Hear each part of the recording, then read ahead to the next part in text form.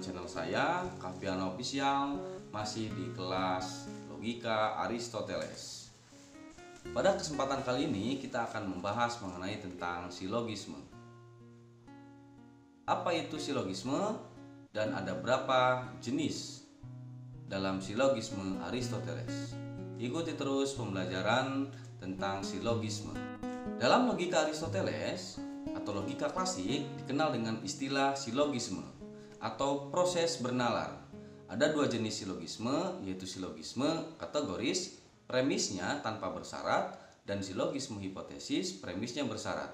Baik silogisme kategoris maupun silogisme hipotesis masing-masing terdiri dari 4 jenis silogisme. Kategoris adalah struktur suatu deduksi.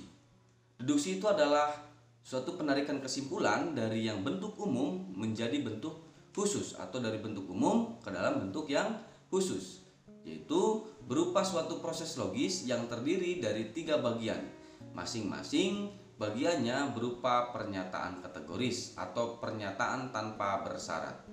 Sebagai suatu bentuk logis yang sudah baku, silogisme kategoris bermakna sekali dalam percakapan sehari-hari, diskusi, dan tulisan. Jalan pikiran kita jarang dirumuskan dalam bentuk silogisme. Namun begitu masalah terjadi, masalah datang atau dipersoalkan, maka orang akan mencari alasan-alasannya. Di antaranya misalnya, apabila seorang ditanya, "Mengapa korupsi itu haram?" Maka kemungkinan besar orang yang ditanya itu akan mencari alasan dan kemudian berkata, "Karena korupsi adalah mencuri."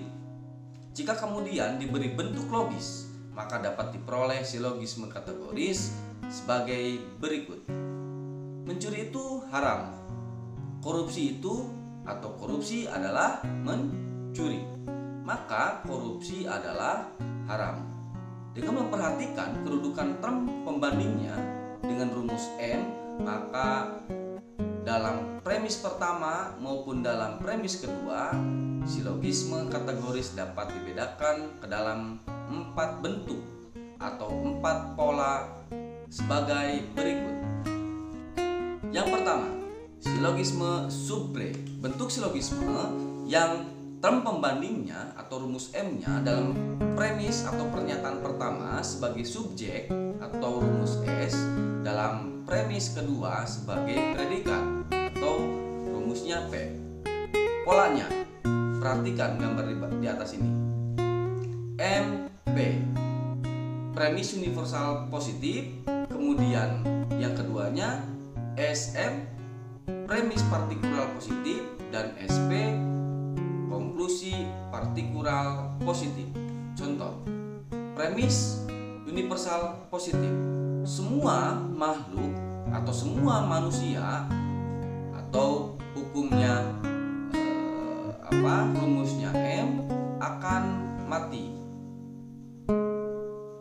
Kemudian premis partikular positifnya, Socrates sebagai subjek adalah manusia.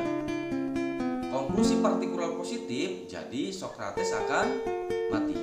Gampang kan untuk menarik satu kesimpulan menggunakan rumus-rumus MP, SM, dan SP. Itu adalah silogisme subre. Yang kedua, silogisme dispre. Suatu bentuk silogisme yang term pembandingnya atau M menjadi predikat atau P dalam kedua premis.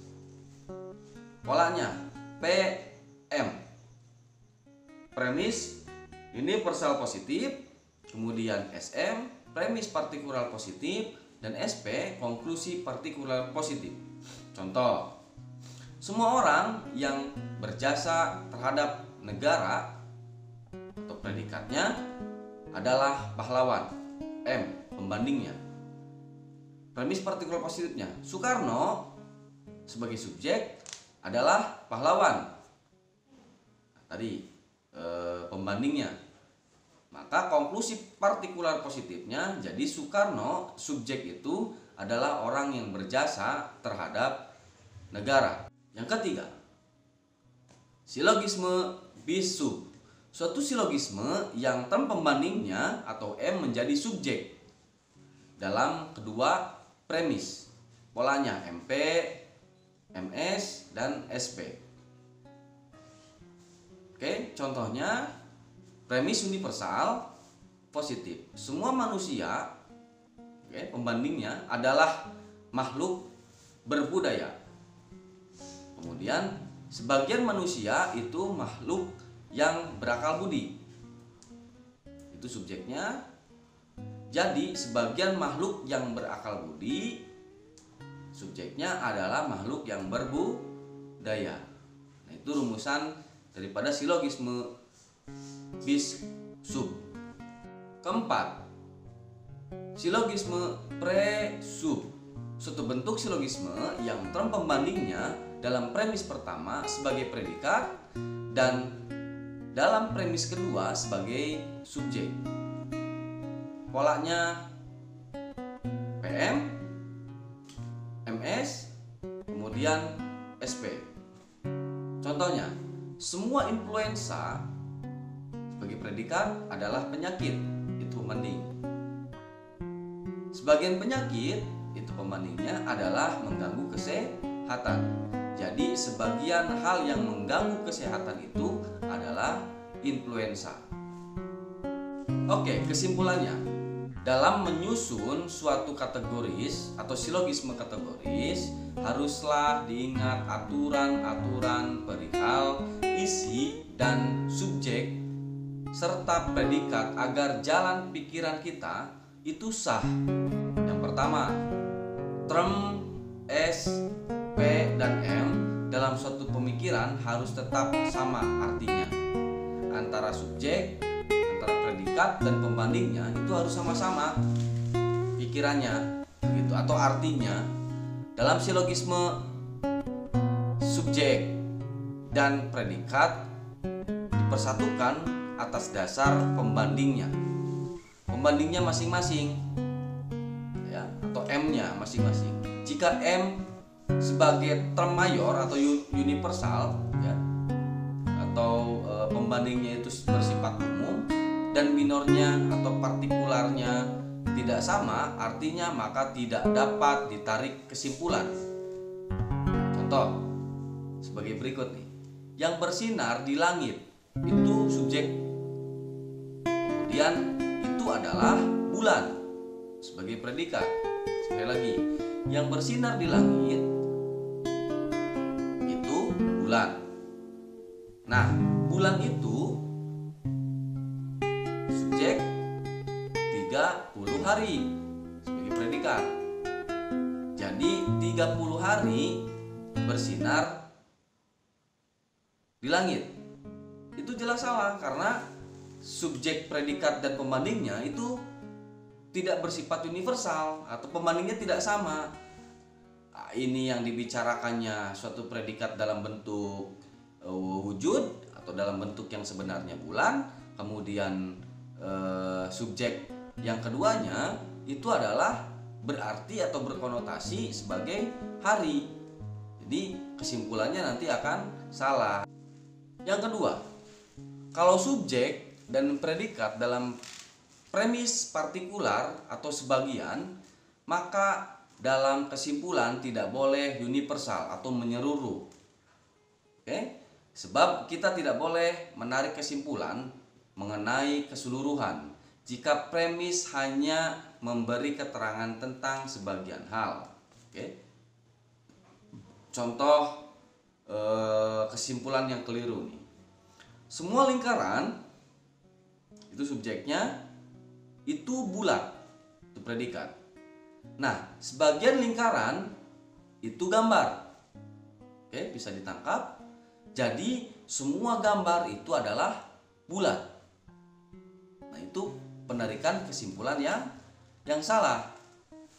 Dalam menyusun kesimpulan, kata kunci yang kedua, saya ulangi, jika subjek dan predikatnya atau dalam premis sebagian atau dalam premis pernyataannya hanya memunculkan yang sebagian, maka dalam kesimpulan tidak bisa universal. Oke, yang ketiga, agar penarikan jalan pikiran itu menjadi sah, maka term pembandingnya sekurang-kurangnya hanya satu kali yang bersifat universal. Ini contoh penarikan kesimpulan yang keliru. Anjing itu binatang, kucing itu binatang, jadi kucing adalah anjing. Nah, itu salah atau keliru karena penarikan term pembandingnya lebih daripada satu kali, yaitu binatang. Jadi hanya di premis pertama saja atau premis yang kedua saja pembanding itu dimunculkan, tidak mesti kemudian di premis pertama dan premis kedua pembandingnya sama-sama menyeluruh. Jadi hanya satu kali saja. Yang keempat, kesimpulan harus sesuai dengan premis yang paling lemah. Jika kalimat universal atau kalimat umum dibandingkan dengan kalimat partikular atau kesimpulan yang terbatas, maka yang kesimpulan terbatas disebut yang paling lemah. Begitu pula jika kalimat negatif itu lebih lemah jika dibandingkan dengan kalimat yang positif atau kalimat yang afirmatif. Berikut contoh kesimpulan yang benar. Semua cerita penuh dengan kekerasan. Itu perbandingan. Tak baik mendidik anak, tak baik buat mendidik anak. Itu term universal dan negatif. Film animasi Tom and Jerry itu subjeknya, penuh dengan adegan kekerasan. Itu predikatnya, atau term partikular atau kesimpulan yang terbatas dan positif. Jadi film animasi Tom and Jerry yang atau tak baik buat mendidik anak. Jadi di penjelasan yang keempat ini turunan daripada silogisme kategoris, suatu kesimpulan semisal mau dibandingkan ya, atau harus sesuai antara premis yang paling rendah. Jika satu kalimat universal dibandingkan dengan kalimat yang partikular atau kalimat yang terbatas atau yang tidak umum, maka yang terbatas itu nanti akan yang menjadi lemah begitu. Oke guys, saya kira itu ya. Oke, sampai di situ kawan-kawan semua. Terima kasih sudah pantengin video ini. Kalau ada pertanyaan, masukan, saran, atau mungkin memberikan argumentasi dan tambahan penjelasan, bisa ditulis di